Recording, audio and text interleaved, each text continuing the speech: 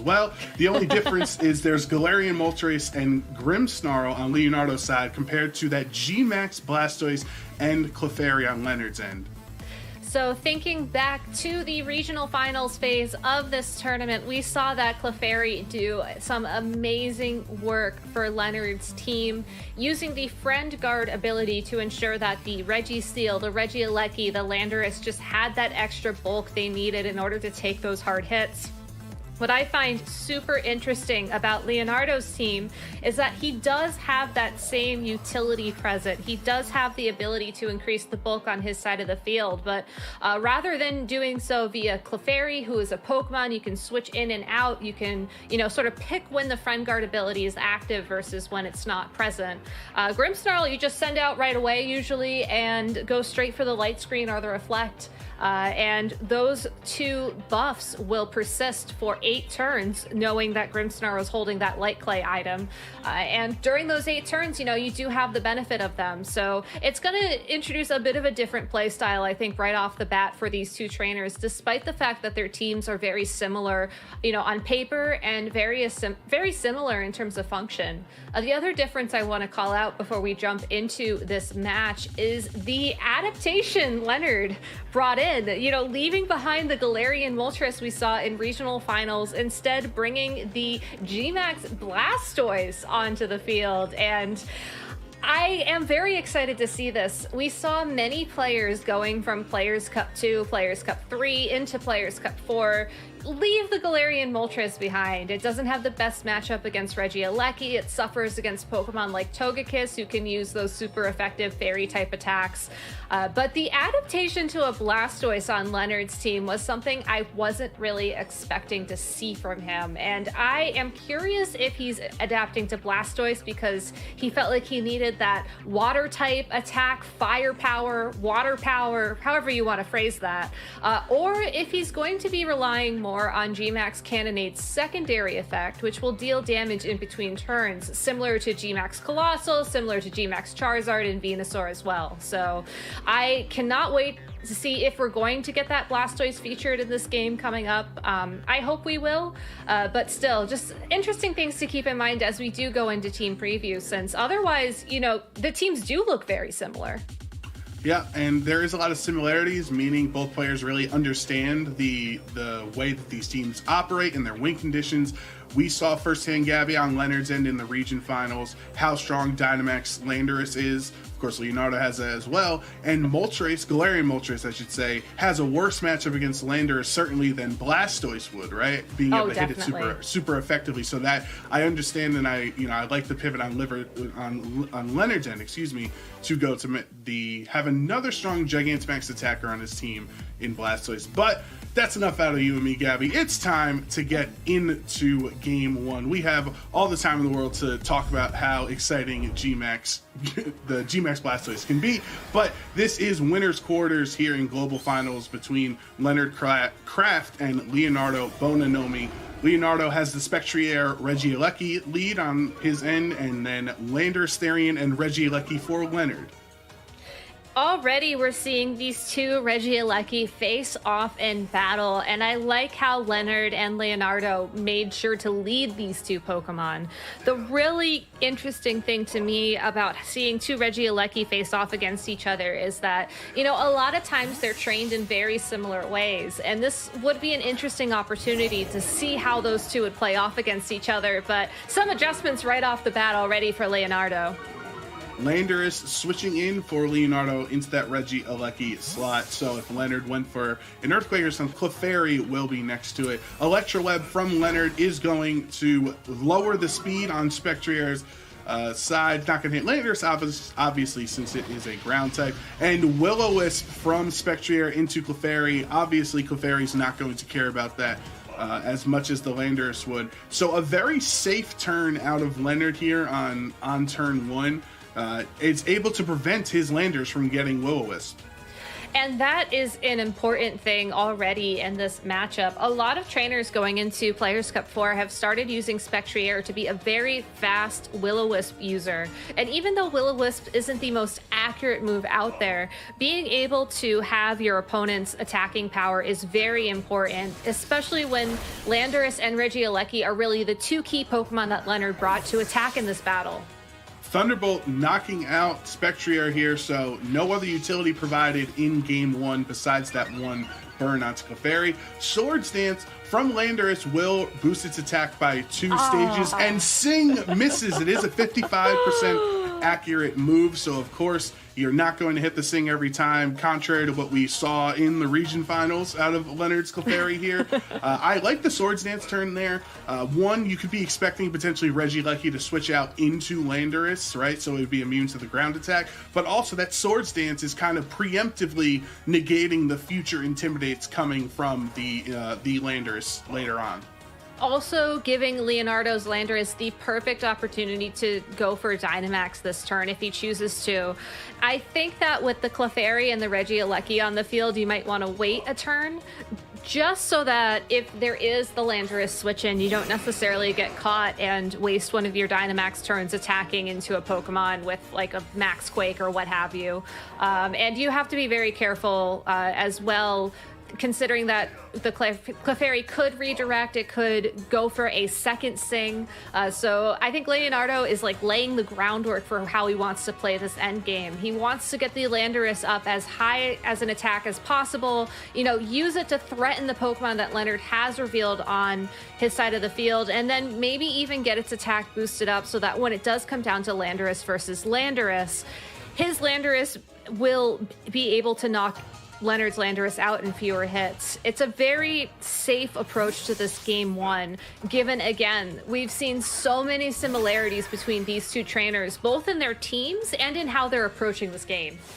A Spectrier switching to the Regieleki slot, so Leonardo is going to Dynamax his Landorus on this turn. So I was actually wondering what Leonard's switch was here, because Regieleki's in a tough spot. Does it want to get a lot of damage off onto Galarian Moltres, but at that point would be knocking itself out from this Max Quake? Or do you make a pivot like Leonard did here and bring in the Spectrier potentially for free if it doesn't get attacked? Galarian Moltres protecting as well, so I think Leonard wasn't even expecting the Regieleki to switch out. Clefairy protects as well, and the Max Airstream, the much safer option into Clefairy, and that is +2 attack Max Airstream through Protect. Clefairy we know to be a considerably bulky Pokemon, so the fact that it took that much damage shows just how strong this Landorus' attack is at this point. Now you have 2 Pokemon on the field here on Leonard's end. The Spectrier is more supportive with Will-O-Wisp and Snarl, things like that. Clefairy can really only follow me or Helping Hand or something like that, so not a lot of offensive pressure this turn out of Leonard.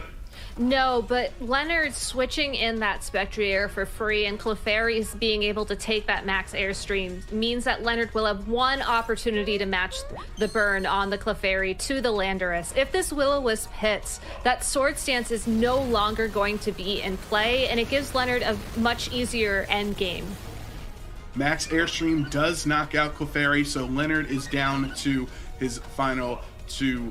It knocks out the Clefairy, so he's going to have to switch in the Landorus or Regieleki back in next turn. But because of the 2 Max Airstream boosts, Galarian Moltres is now faster than Spectrier, so that is a free Nasty Plot on Galarian Moltres' end. Will-O-Wisp does connect onto Landorus, though, so not as harmful as it would have been if he was not able to get the Swords Dance up earlier. Obviously still impacts it well, because that's the Will-O-Wisp job, is to burn the Landorus and hurt its attack stat, but because of the Swords Dance, it's not going to feel it too badly, and you have this one last turn of Dynamax to go for either a 3rd Max Airstream or potential Max Quake, or whatever Leonardo is feeling, because he's in a pretty strong spot.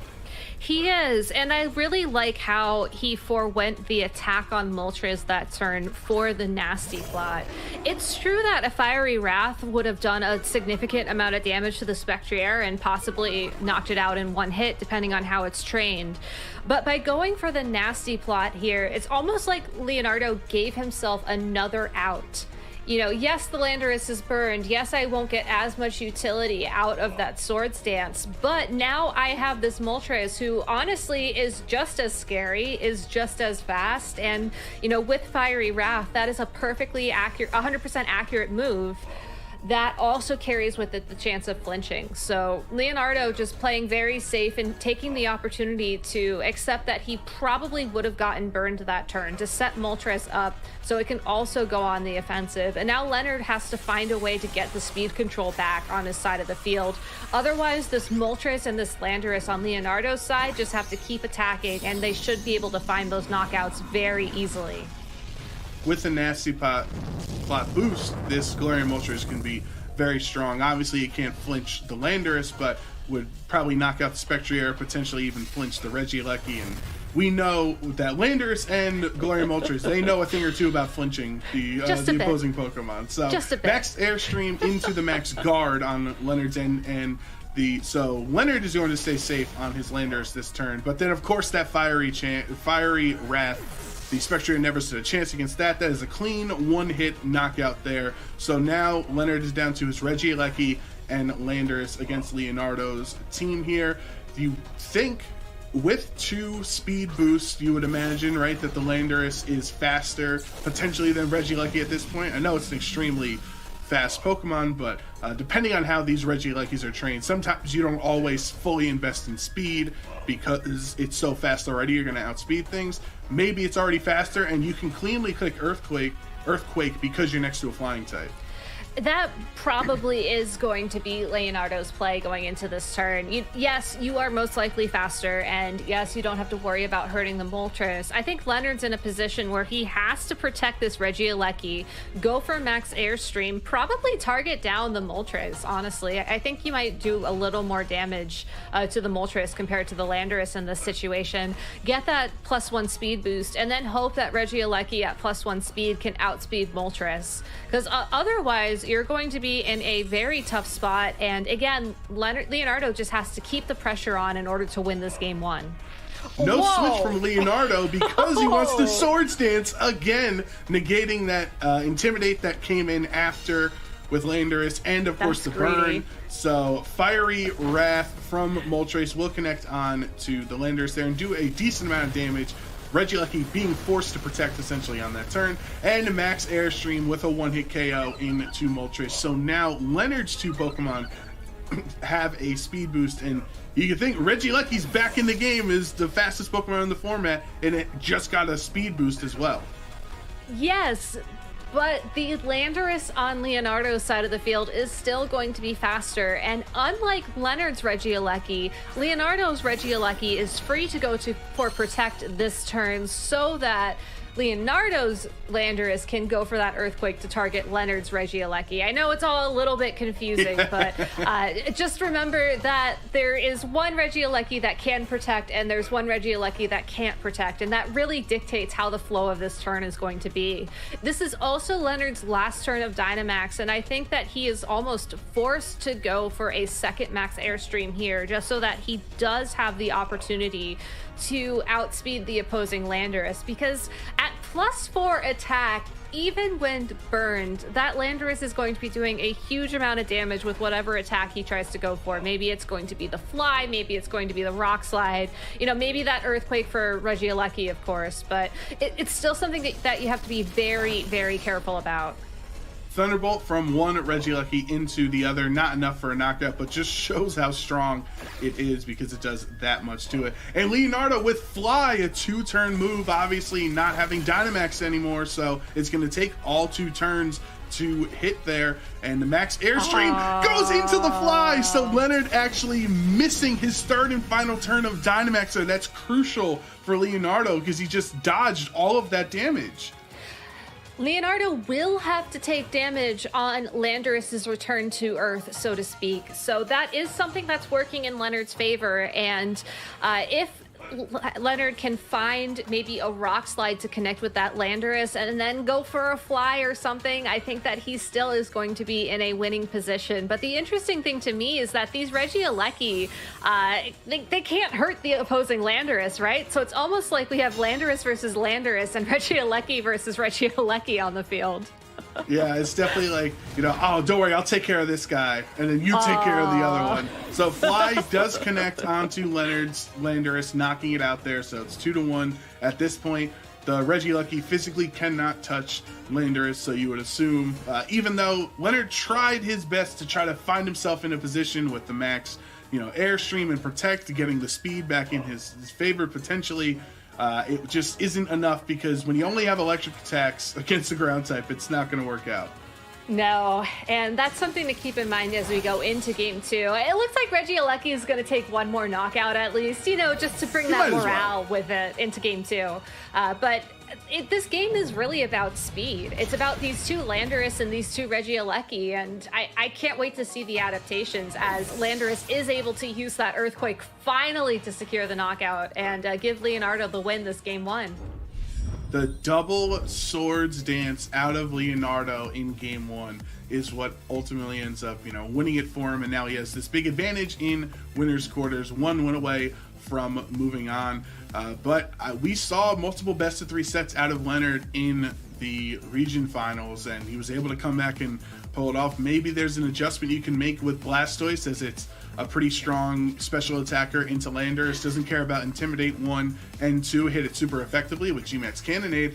But Regieleki, it kind of exists as like the ultimate anti-Blastoise Pokemon, right? So if Leonardo leads Regieleki, I don't know if Leonard can even bring Blastoise. I don't think Leonard can. As much as I would love to see Blastoise take the field, I feel like this is a classic rival situation where Leonard picked Blastoise and Leonardo picked Regieleki. Your 3 starter choices, Bidoof, Blastoise, and Regieleki. So I don't think this is quite the game for Blastoise. What I do think it is, though, is a game of max Airstreams. We saw Leonardo not only go for those 2 sword stances, but also those max Airstreams. And I think those max Airstreams on his side of the field just really opened the board state up. Getting that first Dynamax, getting those max Airstreams up when Leonard was on a bit of a back foot, having that Clefairy and Spectrier on the field.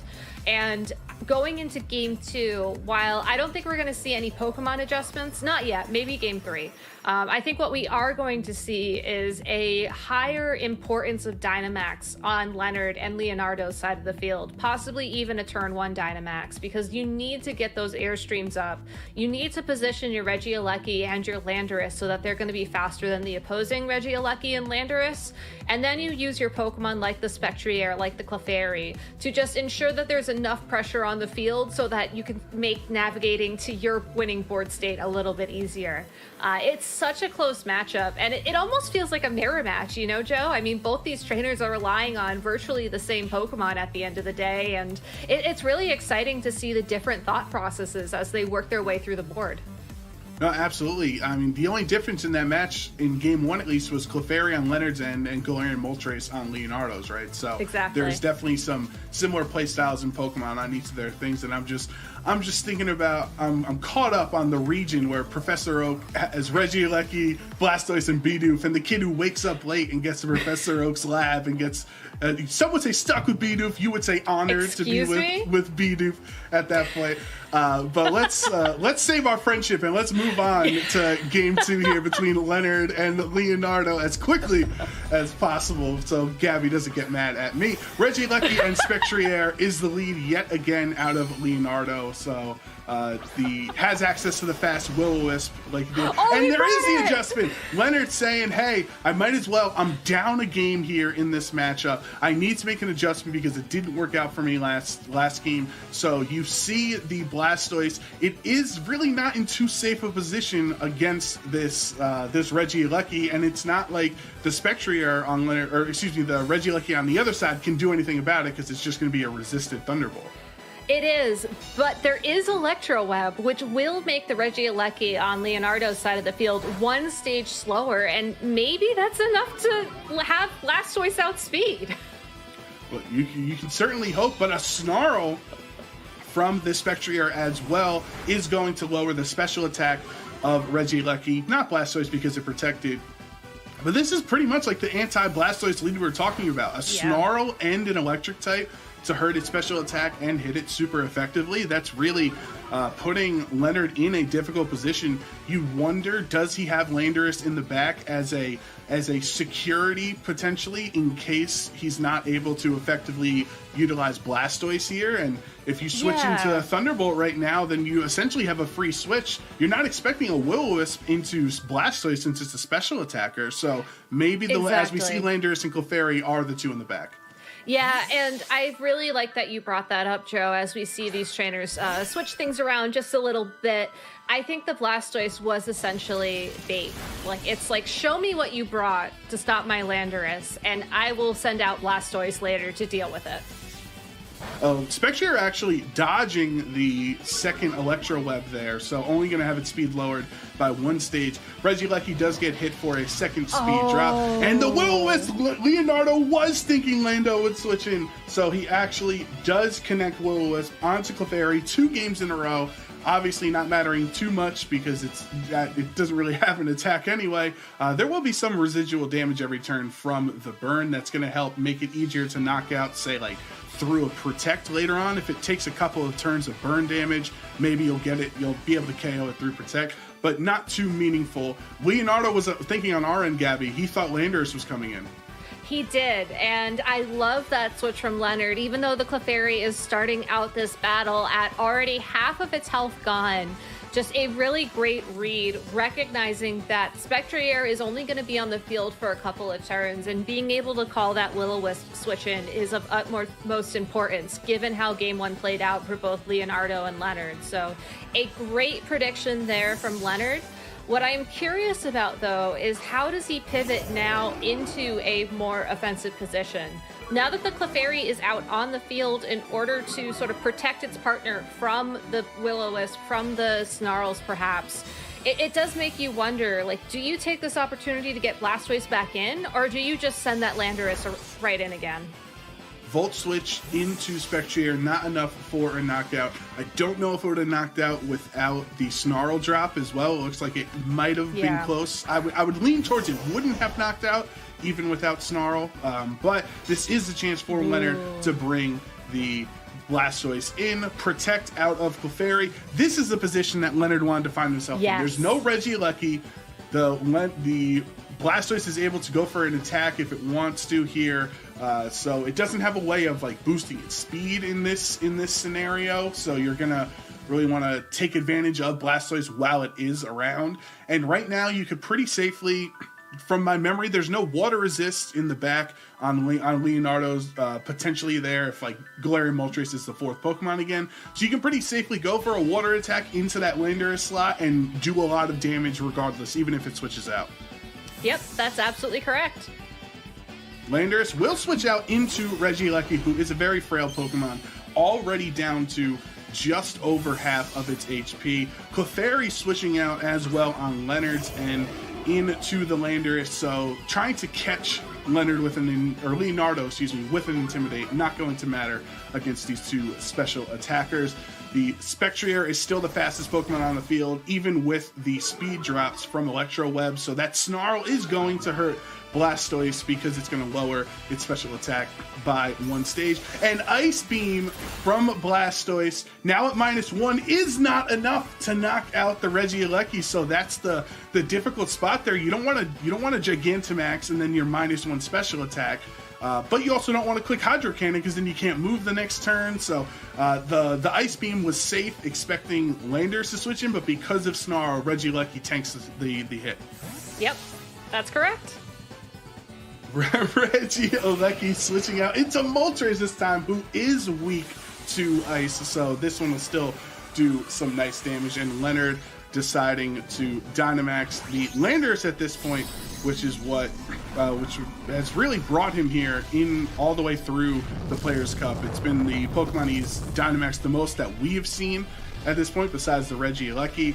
And you wonder if a Max Quake is coming out. No, it's Max Airstream into the Spectrier slot that will knock out Spectrier. And then since Moltres didn't attack this turn, it's not, no damage, no threat onto Leonard's end. This Ice Beam will be super effective, but because of the Snarl, it's not going to do as much damage into the Galarian Moltres as Leonard would like. Still do a solid amount though. Will it bring it to Berserk range? No, actually not even close. Doesn't even bring it into the yellow.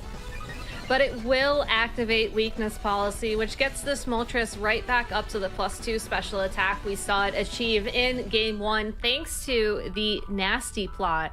So on the one hand, I really like these past turns from Leonard because he has managed to maneuver the Landorus and the Blastoise so that they're next to each other, and so that those max airstreams will start benefiting the both of them. And unlike Game 1, Leonard was the first person to get that Dynamax up on the field, and as of right now, at least, does have the speed advantage against Leonardo's Landorus and Moltres. The downside is, though, that this Blastoise and this Landorus have both been weakened in their attacking stat of choice.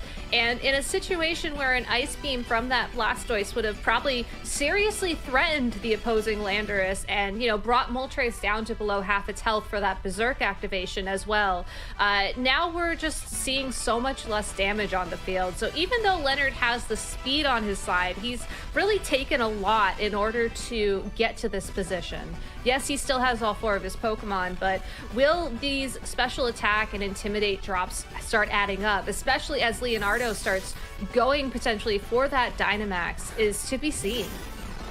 Leonardo switching in his very frail Regieleki that is 1 hit from being knocked out at this point, and Leonardo deciding to Dynamax as well. So he's going to have a 1-turn potential advantage later on, where his Dynamax will still be up when Leonard's ends on his Landorus. It will be Galarian Moltres as the Dynamax option here. Weakness Policy boost, giving it that boost to its special attack and attack by 2 stages, so it is going to be a pretty strong attacker.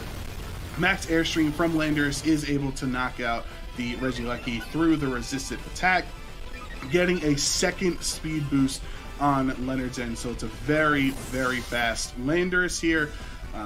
But you have to wonder how fast the Blastoise is, and at +2 speed, it's now faster than Galarian Moltres and does yawn it. So after next turn's attack, Galarian Moltres will be put to sleep.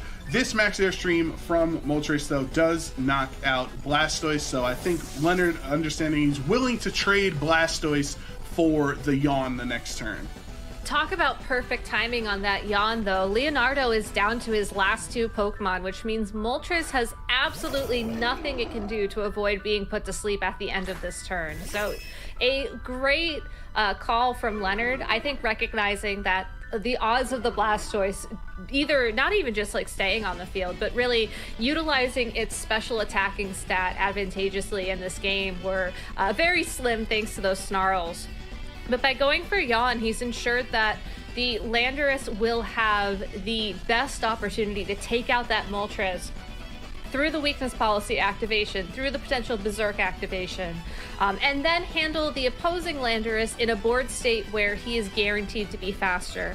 Unfortunately for Leonard, Leonardo can go for a Sword Stance here, just like we saw in Game 1, and unlike in Game 1, Leonard no longer has the ability to try and burn it. So maybe forced to rely on Sing, maybe forced to rely on attacks missing to get through that, but for now, Landorus, the Dynamax version, has a great opportunity to get one last Dynamax attack in. One last max airstream out of Leonard, and that will bring Leonardo's Landorus down to 50% of his HP. That's a +3 speed Landorus on Leonard's end, so can't possibly get any faster at that point. But max airstream out of Galarian Moltres does knock out the Clefairy. Thanks to Follow Me, that attack was potentially redirected towards the Clefairy there. Of course, you can also target Clefairy if you wanted to, but usually you go for the other slot and just assume that you're going to be Follow Me'd away and redirected away. But the Rock Slide into Landorus does some okay damage. No Sword Stance, though, in that spot, just trying to get some Rock Slide chip. What I'm curious now is we're going to be in a position where the 2 Landorus are back to their non-Dynamax forms, and we're going to see these two Landorus face off again. I'm curious if Leonard is going to use Fly on his Landorus this turn to try and get into the same position we saw Leonardo's Landorus in previous games, especially since the Regieleki, while it will not be able to outspeed that Moltres, should get the opportunity to attack it once before it wakes up. You might have to wait a turn, maybe if you're worried about the opposing Landorus getting an attack in, you go for Protect this turn, and then you let your Landorus attack the other Landorus. But like Regieleki and Moltres should be able to sort of handle themselves. So I think it's really going to come down to what the two Landorus do this turn. And if we're going back to game one, it is going to come down to that speed. And as of right now, it looks like Leonard's Landorus is going to be faster. So just something to keep an eye on as this turn is going to go play out. Yeah, especially with the max airstream boost, you can expect Leonard's Landorus to be, even faster than Galarian Moltres at this point. Of course, Moltres is forced to stay asleep here this turn, as it was put to sleep last turn thanks to the Yawn. That's one of the benefits of Yawn, is you're allowing them to have an attack this turn for the benefit of your team, forcing them to be put asleep later, compared to something like Spore's Sleep Powder, which means that they can essentially wake up earlier. So this Rock Slide does connect onto both of Leonard's Pokemon, not getting a knockout on the two Landorus, though, has a chance of forcing it to sleep. Of course, Moltres forcing it to flinch, but it doesn't get a flinch. Rock Slide missing Regieleki, though. Huge. Will hit the Landorus, not enough for a knockout, brings it down into the red, and then Thunderbolt from Regieleki into Moltres, knocking it out.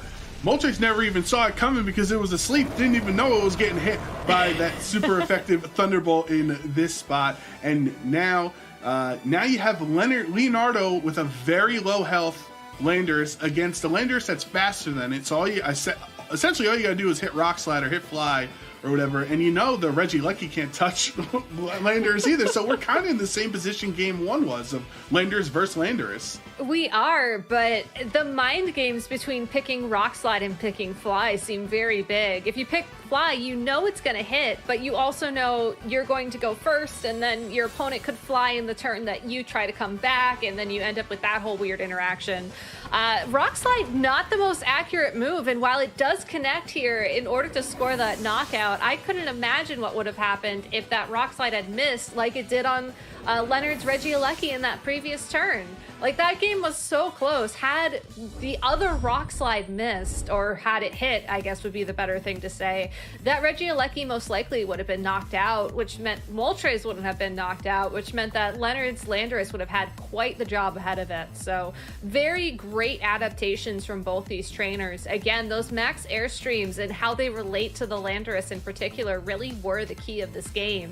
But then it also came down to just that wire, and I mean, now we're even closer to the wire, as both these trainers are one game away from moving on in this tournament and not dropping down to the losers bracket, which, as we all know, is where your tournament life is really put on the line.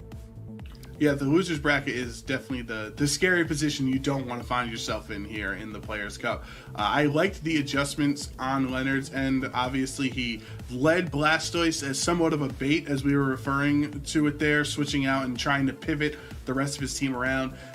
Knowing that the Blastoise, the Yawn utility of putting things to sleep was just as important as the actual damage output that it could have had. Something that Leonardo has brought both games and led with Regieleki Spectrier. That's a very fast lead, right? And the Spectrier either can go for a fast Snarl, fast Will-O-Wisp, whatever it wants to go for. So if Leonardo goes for that strategy again in game 3, that would be all 3 games, which would lead you to believe him thinking that's really his best way of dealing with this is I bring these fast Pokemon out and then I'll decide afterwards what my course of action is.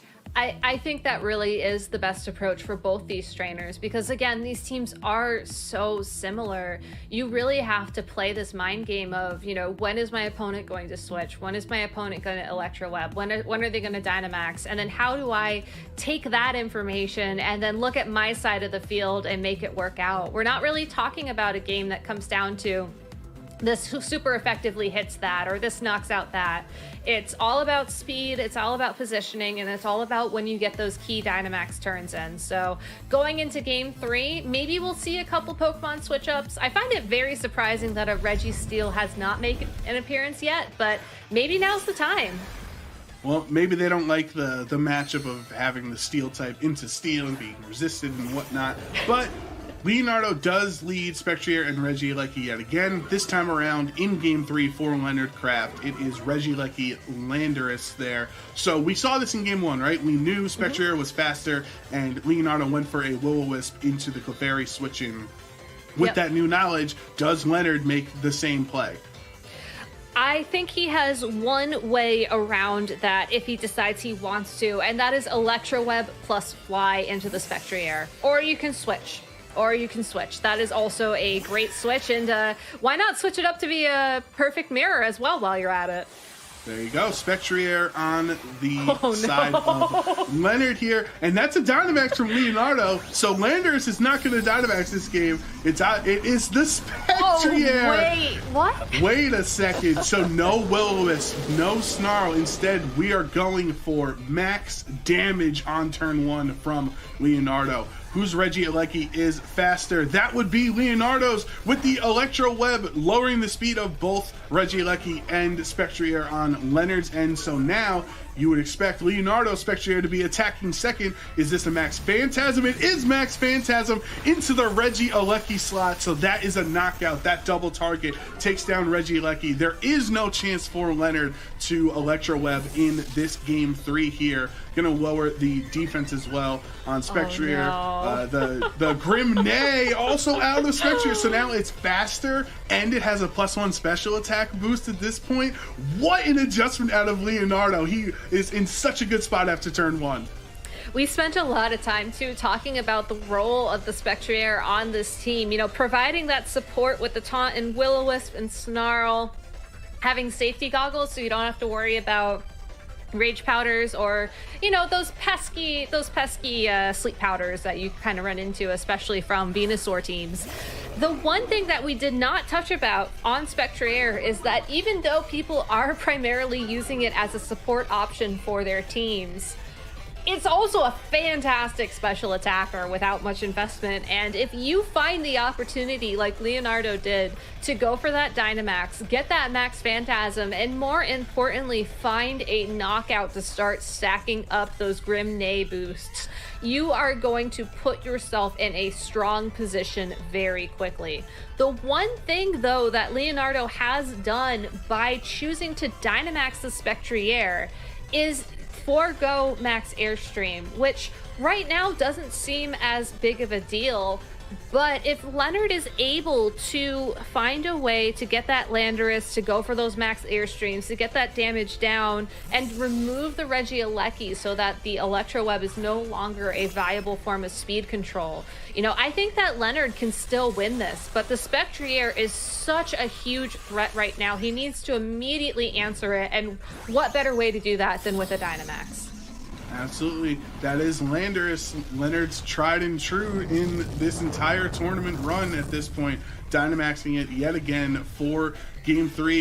His winner's side, life is on the line here. You get knocked down to the losers. That's not a position you want to be in. But Regieleki Volt Switch into the Clefairy will do an okay amount of damage, and now Leonard is going to have to switch into something else. I wonder what the Spectrier's option is, as Landorus is the switch in here to get an Intimidate off onto Leonard's end. Does the Spectrier want a Max Phantasm into the Clefairy slot? Does it want to go for the targeting down the Dynamax Landorus there? And he does choose Landorus. That is a special attack boost in Max Phantasm, and it does not do too much damage there. I was kind of expecting it to do more in that spot because of the Grim Neigh boost it got on the previous turn.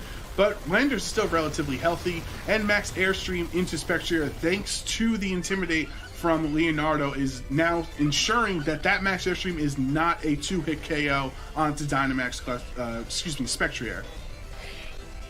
The one thing that I am curious about moving forwards in this turn is how much the Max Phantasms are going to make a difference. Not so much with the Spectrier, because, you know, it's dealing special damage, but with the Landorus on Leonardo's side of the field.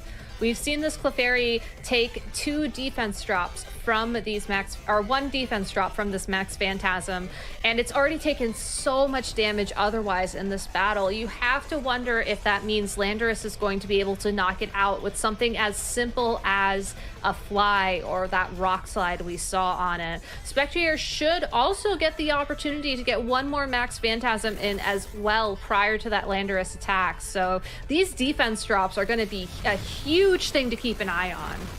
Helping Hand Max Airstream negates the Intimidate because of Helping Hand boosting the power of that Max Airstream. So not only are you going to boost the speed yet again on his end, but you also knock out Spectrier before it can get its 3rd Dynamax attack off in this matchup here. So that was a huge helping hand from the best friend out there in Clefairy, who's always protecting his teammates and boosting them up. The fly out of Leonardo will take 2 turns to target, but of course he wasn't targeted this turn anyway, so he wasn't going to take damage. That was a nice helping hand that was actually really pivotal. It was, because that was the thing that stopped the Max Phantasm from dropping Clefairy and Landorus' defense by one further stage. Now Leonard's in a position where he could pretty safely go for a follow me plus an attack into the opposing Regieleki and bring things down to Leonardo's last 2 Pokemon.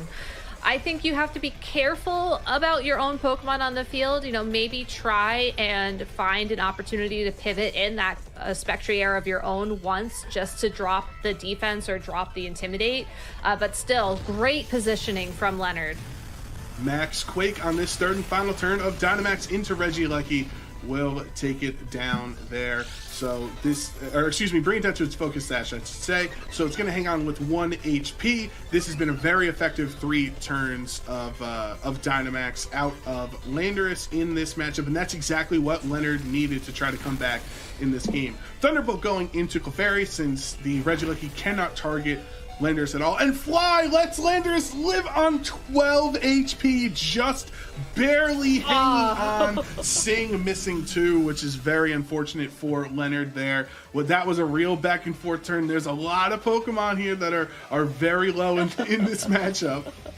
There are, but the Clefairy is still around long enough to go for one last follow me and really force Leonardo, I think, to rely on Rock Slide this turn or set up for another Fly, which, you know, Leonard can play around. Fly is a very predictable move because you do have to take that first turn of invulnerability to leave so that you can come crashing down. So it's very close, and I feel like Leonard still has the advantage, if only because he has the Pokemon advantage. But if Leonardo can find a way to knock out these 2 Pokemon simultaneously and connect that Rock Slide, that is going to be really important. A Swords Dance at 6 HP from Leonard. So you better hope this Rock Slide misses. No, it missed Clefairy, but not Landorus. So Landorus bringing its Swords Dance with it to the Poké Center to get healed up after this one, not getting any attack off with it.